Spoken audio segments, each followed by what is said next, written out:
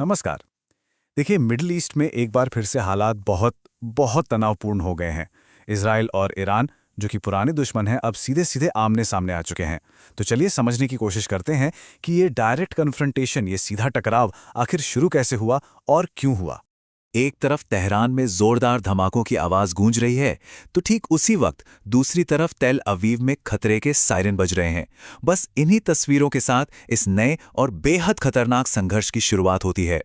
अब इस पूरे तनाव की जड़ में जो है, वो है एक प्रीएम्प्टिव हमला। मतलब किसी खतरे को महसूस करके पहले से ही किया गया अटैक।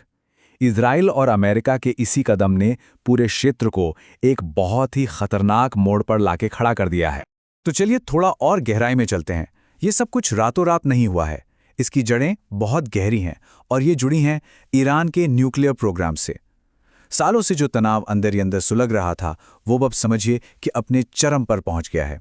तो देखिए, इस हमले से पहले ना डिप्लोमैटिक लेवल पर बातचीत चल रही थी, लेकिन वो एक ऐसे पॉइंट पर आकर अटक गई थी जहां से आगे बढ़ना नामुमकिन सा हो गया था। अब एक तरफ से अमेरिका और इजराइल, जिनकी मांग थी कि ईरान अपना पूरा का पूरा न्यूक्लियर इंफ्रास्ट्रक्चर खत्म कर दे और साथ ही अपना मिसाइल प्रोग्राम भी बंद करे। वहीं दूसरी तरफ ईरान कह रहा था कि ठीक है, हम पर जो पाबंदियां लगी हैं उनमें थोड़ी राहत दे दो तो हम अपना न्यूक्लियर प्रोग्राम लिमिट कर लेंगे। लेकिन उन्होंने साफ साफ कह दिया था कि मिसाइल प्रोग्राम का इससे कोई लेना देना नहीं है। वो इस मुद्दे को जोड़ने के लिए बिल्कुल तैयार नहीं थे। और बस इसी डेडलॉक के बीच तेहरान पर हमले की खबर आ गई। तो आइए देखते हैं कि इस अटैक में आखिर हुआ क्या क्या। ये कोई छोटा मोटा अटैक नहीं था, बल्कि एक प्रॉपर जॉइंट ऑपरेशन था, जिसे इजराइल ने अमेरिका की मदद से अंजाम दिया। और निशाना कहाँ था?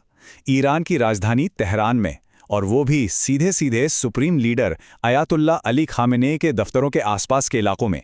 रिपोर्ट्स के मुताबिक कम से कम 3 से 4 हमले हुए, लेकिन ये भी खबर आई कि हमले से ठीक पहले ही सुप्रीम लीडर को किसी सुरक्षित जगह पर शिफ्ट कर दिया गया था। जब इस हमले की वजह पूछी गई, तो Israeli defence minister Israel cuts का जवाब बहुत सीधा और साफ था: खतरों को दूर करने के लिए।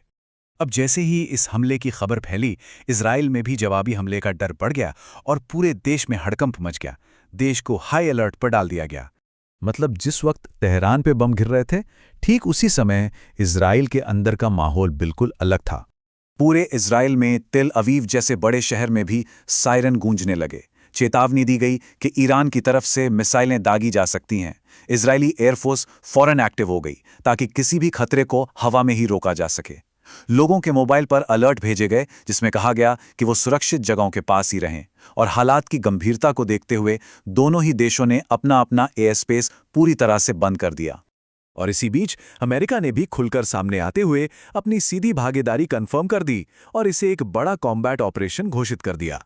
तब के राष्ट्रपति डोनाल्ड ट्रंप ने खुद सामने आकर इस एक्शन का मकसद साफ किया। उन्होंने कहा, हमारा मकसद ईरान से आने वाले खतरों को खत्म करके अमेरिकी लोगों की हिफाजत करना है।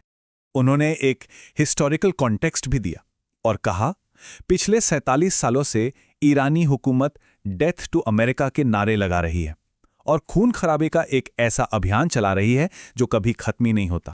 और फिर जो हुआ वो शायद किसी ने सोचा नहीं था।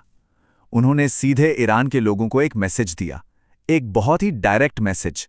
कहा, जब हम अपना काम खत्म कर लें तो अपनी सरकार पर कब्जा कर लेना, वो तुम्हारी होगी। मतलब सोचिए, ये कितना बड़ा बयान है। इसमें तो सीधे सीधे सत्ता बदलने यानी कि रिजीम चेंज का इशारा दिया जा रहा था।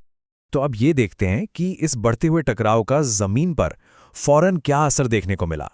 इसका असर आम लोगों की जिंदगी पर फौरन दिखना शुरू हो गया।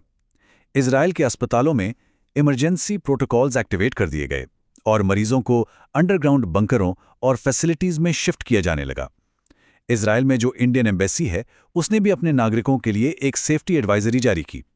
भारतीय नागरिकों को कहा गया कि वो इजराइल के अंदर कोई भी गैर जरूरी यात्रा न करें और किसी भी इमरजेंसी के लिए एक हेल्पलाइन भी शुरू की गई। तो अब जब ये सीधी सैन्य टक्कर शुरू हो ही चुकी है, तो सबसे बड़ा सवाल ये खड़ा होता है कि अब दुनिया इस नई और खतरनाक हकीकत से कैसे निपटेगी। इसका जवाब तो शायद आने वाला वक्त ही देगा।